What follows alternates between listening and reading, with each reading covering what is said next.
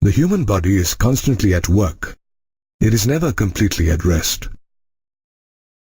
For example, even when we are sleeping, our lungs are busy inhaling oxygen and exhaling carbon dioxide. Carbon dioxide is a waste product generated by our body. Like carbon dioxide, various other waste products such as ammonia, urea, uric acid, water, and excess ions like phosphate, sulfate, sodium, potassium, and chloride are produced in our body as a result of different metabolic activities like ingestion, digestion, and respiration. These waste or excretory products, if retained in the body, may prove fatal and so must be totally or partially removed from our body. The process of elimination of metabolic waste products from the animal body is called excretion. Among the different waste products, ammonia, urea, and uric acid are known as nitrogenous wastes. Of these, ammonia is the most toxic and requires a lot of water for its elimination, and is thus excreted only by those organisms that can compensate the loss of water. Generally, bony fishes, aquatic amphibians, and aquatic insects excrete ammonia in the form of readily soluble ammonium ions through their gills or body surface by the process of diffusion. Animals that excrete ammonia are called ammonotelic, while the process is called ammonotelism.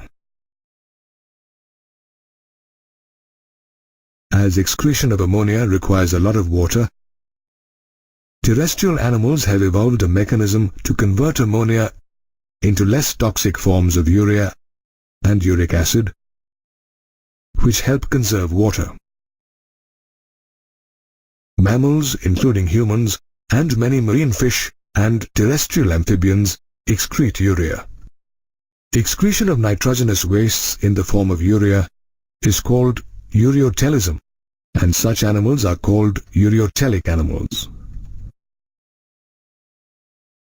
In these animals, the liver converts ammonia into urea by the ornithine cycle and releases it into the blood.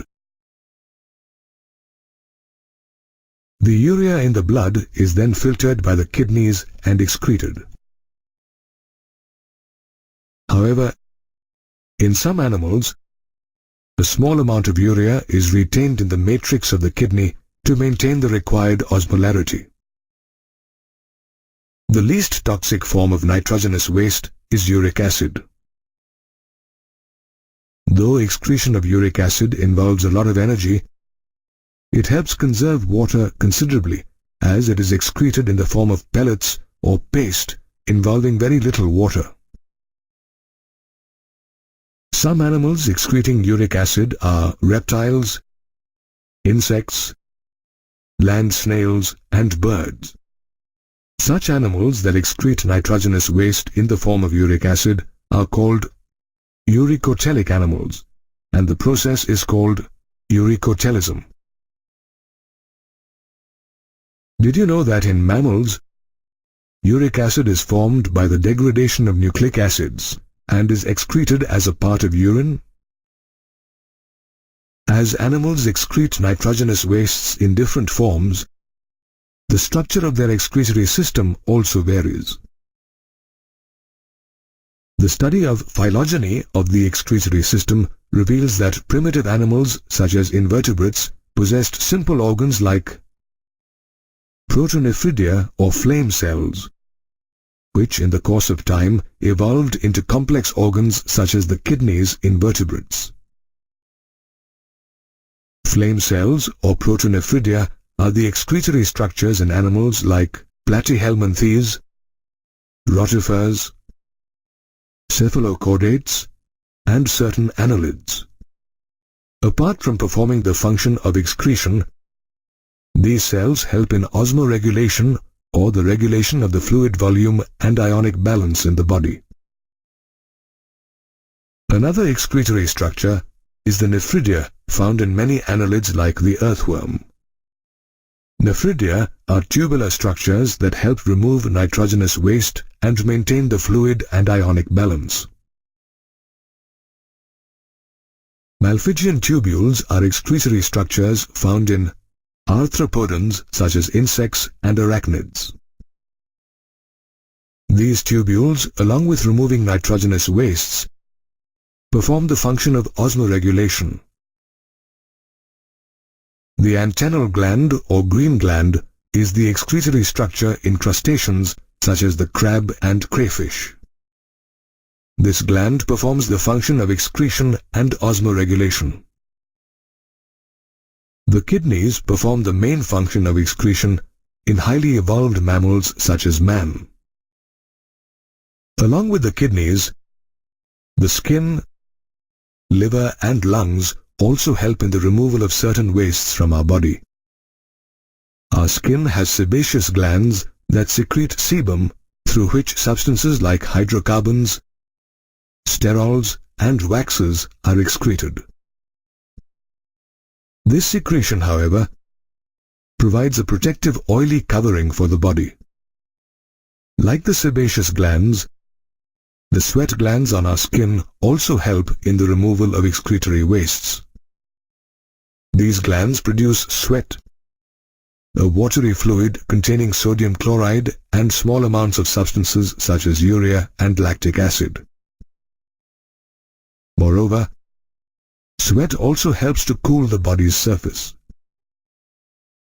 Another organ that plays an important role in excretion is the liver, the largest gland in our body.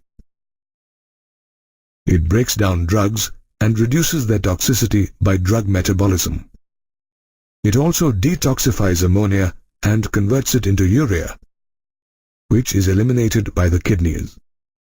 Moreover, it degrades hemoglobin, hormones, drugs and vitamins and adds it to bile as bile pigments bilirubin and biliverdin, which are then excreted through the feces. The lungs are also excretory organs that help in the removal of large amounts of carbon dioxide, a byproduct of cellular respiration, from our body. In addition, the lungs also help in the removal of water. Besides the kidneys, the skin, liver and lungs, saliva too helps in the removal of small amounts of nitrogenous wastes from our body. Therefore, excretion is an important process which is vital for all living organisms. The excretory organelles may differ from animal to animal and have evolved from simple to complex structures based on the needs of the organism. The excretory system is a biological system that helps in the removal of metabolic waste products from an organism. Much of the excretion in man is executed by the urinary system, which constitutes a pair of kidneys, a pair of ureters, a urinary bladder, and the urethra. Of these, the kidneys play a very vital role. They filter blood by removing nitrogenous wastes, regulate blood pressure, and assist in the production of red blood cells. The kidneys are compact, bean-shaped organs on either side of the spinal cord in the lower back. More precisely, they are situated between the last thoracic and third lumbar vertebrae in close proximity to the dorsal inner wall of the abdominal cavity. The 11th and 12th ribs partially protect the upper part of the kidneys. The right kidney, which is near the liver, is slightly lower than the left one, which is adjacent to the spleen. The kidneys are reddish-brown in color. In an adult, each kidney measures about 10 to 12 centimeters in length, 5 to 7 centimeters in breadth, and 2 to 3 centimeters in thickness. Each kidney weighs about 120 to 170 grams. The kidneys have an outer convex surface and an indentation or a notch on the inner concave surface called the hilum, through which blood vessels, nerves, and the ureters pass. The kidney has a tough, fibrous outer layer called a capsule, and its longitudinal section shows that its inside is differentiated into two main regions, an outer cortex and an inner medulla. There are about 8 to 18 cone-shaped structures in the medulla called medullary pyramids, which project into the calyces. The tip of each medullary pyramid is called a papilla. The cortex protrudes or extends between the pyramids as renal columns called the columns of Bertini. The medullary pyramids project into the calyces, which lead to a wide funnel-shaped space called the renal pelvis. Each kidney contains about 1 million nephrons in the cortical region, which are the basic functional units of the kidney. The nephrons filter nitrogenous wastes and excess salts from the blood and help in body fluid regulation and urine formation. Each nephron has two parts, the glomerulus and the renal tubule. The glomerulus is a ball-shaped network of capillaries formed by the afferent arteriole, which is a fine branch of the renal artery. It performs the first step in filtering blood. The filtered blood from the glomerulus exits through the efferent arteriole. The other part of the nephron, the renal tubule, helps in the reabsorption of salts and water as the urine passes through it, thereby concentrating the urine. The renal tubule begins with the Bowman's capsule and consists of proximal convoluted tubule PCT, Henle's loop, and distal convoluted tubule or DCT. The Bowman's capsule is a double-walled funnel-shaped structure that encloses the glomerulus. It collects the glomerular filtrate. The Bowman's capsule, together with the glomerulus, is called the Malpighian body or renal corpuscle. The Bowman's capsule opens into the proximal convoluted tubule, a highly coiled structure, and is followed by a hairpin-shaped loop called Henle's loop. Henle's loop has a descending limb and an ascending limb. The ascending limb opens into the distal convoluted tubule, which is also a highly coiled tubular structure. The distal convoluted tubules of several nephrons open into a collecting duct. Several collecting ducts converge and pass through the medulla into the renal pelvis, which leads to the ureter. The collecting ducts, along with Henle's loop, lie in the medulla, while the Malpighian body, proximal convoluted tubule, and distal convoluted tubule of a nephron lie in the cortex of the kidney. The nephrons in the kidney are also distinguished as cortical nephrons and juxtamedullary nephrons based on the length of Henle's loop. Cortical nephrons constitute the majority of nephrons and have a very short Henle's loop that just about extends into the medulla, while the juxtamedullary nephrons have a very long Henle's loop that runs deep into the medulla. Each nephron also has a fine network of capillaries called peritubular capillaries, which is formed from the efferent arteriole leaving the glomerulus. A minute vessel from this network of capillaries forms a U-shaped structure called the vasa recta, which lies parallel to the loop of Henle. They are greatly reduced or absent in cortical nephrons. The capillaries of many such efferent arterioles unite to form the renal vein, which joins the inferior vena cava. Let's now study the other parts of the urinary system. The kidney opens into the ureters through the renal pelvis. Each ureter is about 25 centimeters long and carries urine from the pelvis of the kidneys to the urinary bladder. The urinary bladder is a hollow, muscular and elastic organ that temporarily stores urine till it is released from the body.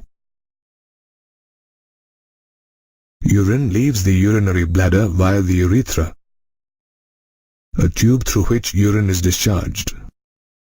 The urethra is enveloped by the urethral sphincter, which controls the flow of urine from the bladder to the outside.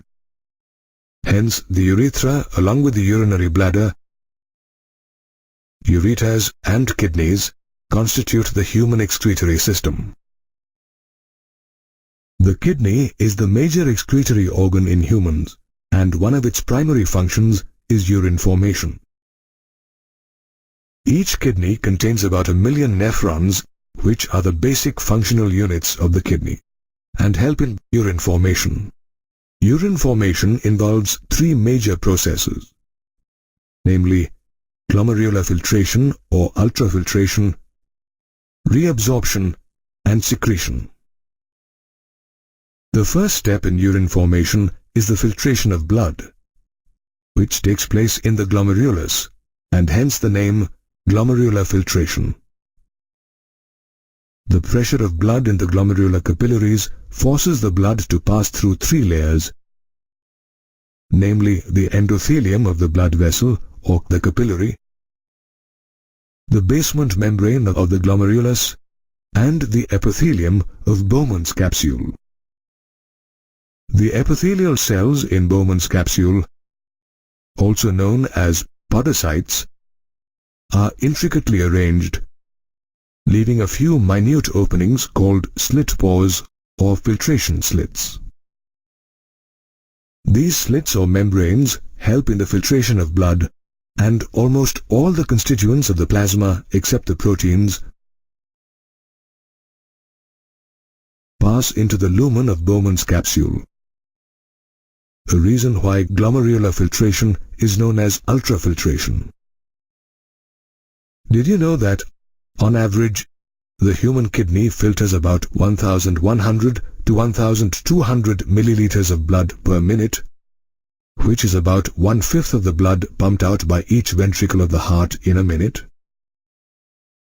The amount of filtrate formed in the Bowman's capsule of a nephron due to glomerular filtration in the kidneys every minute is called the glomerular filtration rate or GFR, which in a healthy individual is about 125 milliliters per minute or 180 liters per day. The blood pressure in the capillaries acts as a major force in glomerular filtration. Besides, there are certain intrinsic mechanisms in the kidneys that auto-regulate the GFR. The juxtaglomerular apparatus or JGA is one such microscopic structure that regulates the GFR. The JGA is formed by cellular modifications between the afferent and to some extent the efferent arteriole and the distal convoluted tubule or DCT of the same nephron at their point of contact. The juxtaglomerular cells release renin whenever there is a drop in the GFR, which stimulates glomerular blood flow and normalizes the GFR.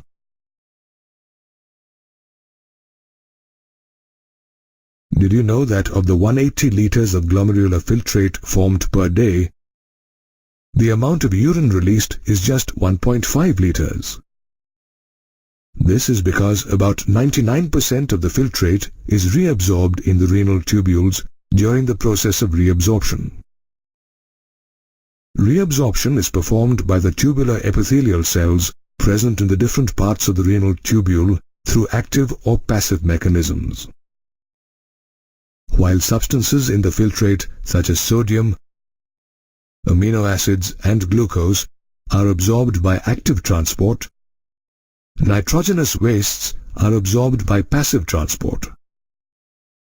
Water is also reabsorbed passively in the initial segments of the nephron. Apart from absorption, the cells in the renal tubule also selectively secrete substances such as potassium and hydrogen ions and ammonia into the filtrate to maintain the pH and ionic balance in body fluids. This process of reabsorption and secretion occurs in different parts of the renal tubule, namely the proximal convoluted tubule or PCT, Henle's loop, and distal convoluted tubule. The collecting duct also takes part in the process. The proximal convoluted tubule is the section of the nephron situated between Bowman's capsule and Henle's loop. The glomerular filtrate from Bowman's capsule enters this tubule, which is lined by cuboidal, brush border epithelial cells that help to increase the surface area for reabsorption. The proximal convoluted tubule reabsorbs about 70 to 80% of the electrolytes and water and almost all the essential nutrients and vitamins. It also selectively secretes ammonia, hydrogen ions and potassium ions into the filtrate and absorbs bicarbonate to maintain the pH and ionic balance of body fluids. The proximal convoluted tubule is followed by Henle's loop, where minimal reabsorption takes place. However, the region plays a vital role in maintaining the high osmolarity of medullary interstitial fluid. The descending limb of Henle's loop is permeable to water and almost impermeable to electrolytes, which helps concentrate the filtrate as it moves down. The ascending limb is permeable to electrolytes actively or passively and is impermeable to water. Therefore, electrolytes pass into the medullary fluid and dilute the concentrated filtrate as it passes upwards. Henle's loop is followed by the distal convoluted tubule, where conditional reabsorption of water and sodium occurs. This region helps maintain the sodium-potassium balance and pH level in the blood by reabsorbing bicarbonate and selectively secreting potassium and hydrogen ions and ammonia. The distal convoluted tubules of several nephrons open into a straight tube called the collecting duct, which extends from the cortex of the kidney to the inner parts of the medulla.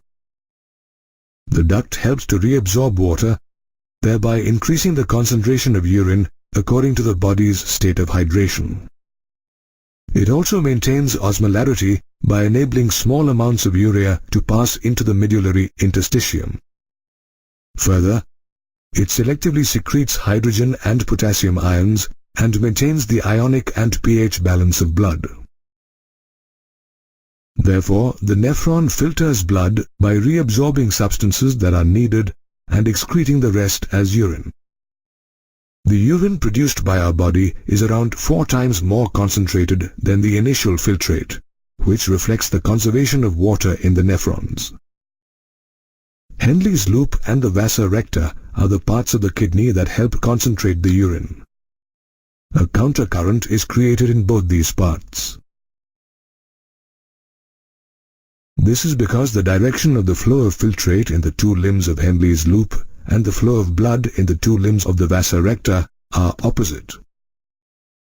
The countercurrent, along with the proximity of Henle's loop to the vasa recta, maintains an increasing osmolarity in the inner medullary interstitium.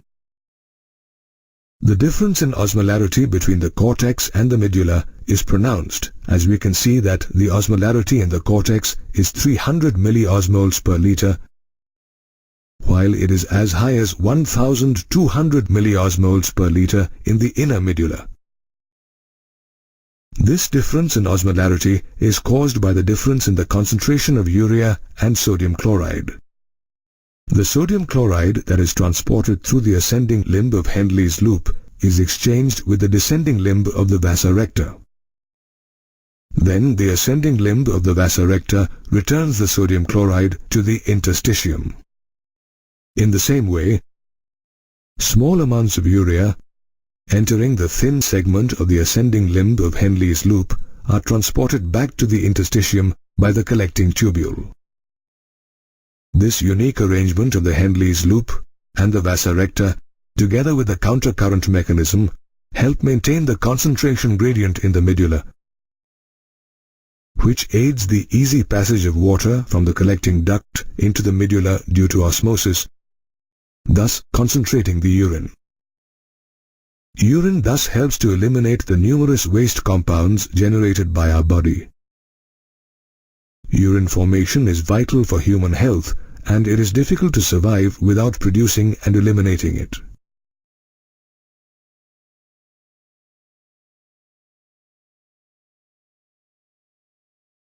Kidney functions are monitored and regulated by the hormonal feedback mechanisms of the hypothalamus, juxtaglomerular apparatus or JGA, and heart. Our body has several osmoreceptors that are activated by changes in the volume of body fluids, volume of blood, and ionic concentration. An osmoreceptor is a sensory receptor that detects changes in osmotic pressure. For example, a decrease in the level of body fluids activates the osmoreceptors, which stimulate the hypothalamus, which in turn neurally stimulates the neurohypophysis of the pituitary to release the antidiuretic hormone or ADH or vasopressin.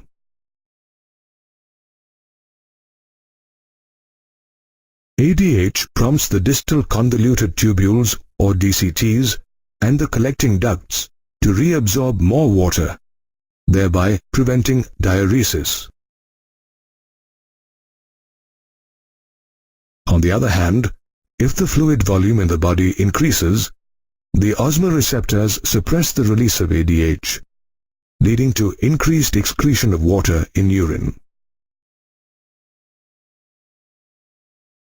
ADH also has the ability to constrict the blood vessels. This increases blood pressure, thereby increasing the glomerular blood flow in the kidney and consequently the glomerular filtration rate or GFR. Like the hypothalamus, the JGA also plays a vital role in regulating kidney functions. The juxtaglomerular cells detect a fall in the glomerular blood pressure or GFR and release a peptide hormone called renin. Renin converts angiotensinogen in the blood into angiotensin 1, which is further converted into angiotensin 2. Angiotensin 2, a powerful vasoconstrictor, constricts the blood vessels, thereby increasing blood pressure, which stimulates the cortex of the adrenal gland to secrete aldosterone. Aldosterone increases the reabsorption of sodium and water from the distal parts of the renal tubule, resulting in an increase in blood volume, which increases blood pressure and GFR. This complex mechanism is commonly known as the renin-angiotensin mechanism. Apart from the hypothalamus and JGA, the heart also regulates the functioning of the kidneys to a certain extent. The muscles of the heart release atrial natriuretic factor or ANF when the blood pressure in the atria increases. ANF, a peptide hormone, is a vasodilator and also a diuretic that dilates the blood vessels and helps to decrease the blood sodium and water levels. It exhibits an inhibitory effect on the renin-angiotensin mechanism. Hence, hormonal feedback mechanisms efficiently monitor and control the functioning of the kidneys, leading to the formation of urine, which passes into the urinary bladder, where it is stored until a signal is received by the central nervous system, or CNS. As the urinary bladder gets filled with urine, the bladder is stretched and causes the stretch receptors on its walls to send a signal to the CNS. The CNS, in turn, sends motor messages that make the smooth bladder muscles contract and the urethral sphincter relax, resulting in the release of urine. This process of disposing urine is called micturition, and the neural mechanism responsible for the process is known as the micturition reflex. On average, an adult human releases about 1 to 1.5 liters of urine every day. The urine released is a watery fluid that is light yellowish in color. Moreover, it has a characteristic odor and is slightly acidic, with a pH value of 6.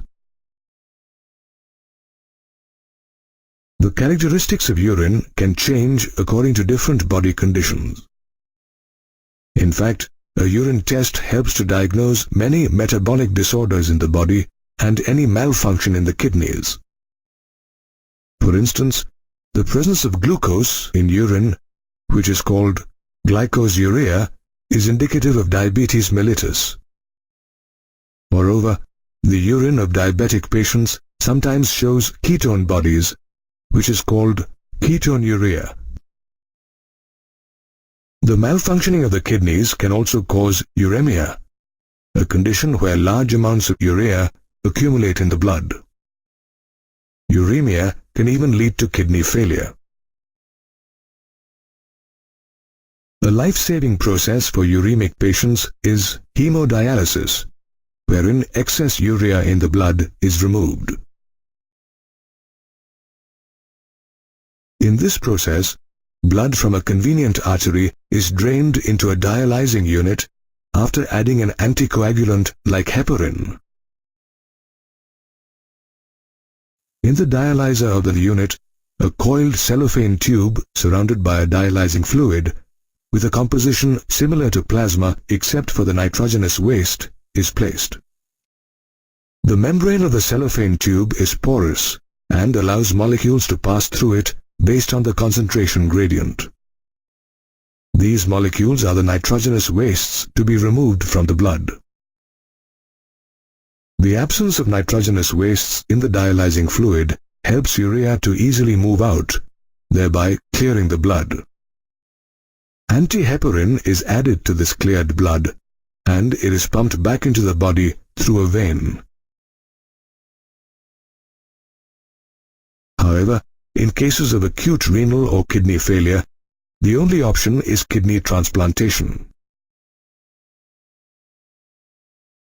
In this process, a functioning kidney from a donor is transplanted in the patient.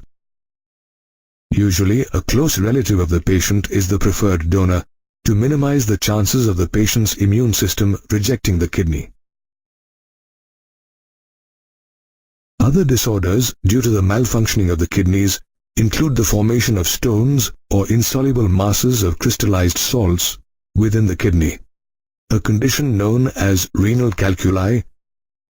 These stones are usually salts of calcium, mainly calcium oxalate or calcium phosphate. Such stones are also formed in the ureter and the urinary bladder. Another disorder affecting the kidneys is glomerulonephritis, wherein the glomeruli of the kidneys get inflamed. Therefore, the functioning of the kidneys is efficiently monitored and controlled by hormonal feedback mechanisms, and even a slight dysfunction or disorder may lead to severe diseases of the kidneys.